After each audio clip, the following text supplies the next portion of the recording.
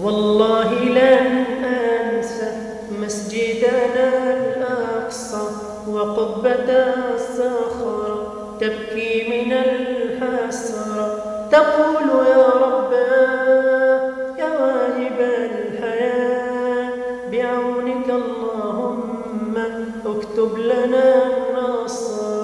وشجرة الزيتون بغصنه الحنون تبكي على شهداء أرضنا الحرة.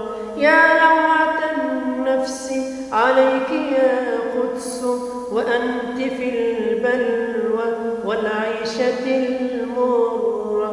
يا إخوة الإسلام سيروا إلى الأمام بالعزم والإقدام بصحبة القرآن.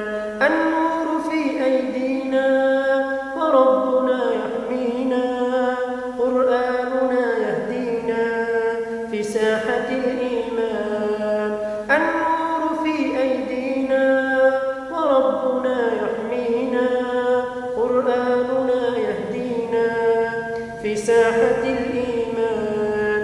هيا اهتفوا يا إخوتي استيقظي يا أمتي هيا أعيدي بسمتي كسابق الأزمان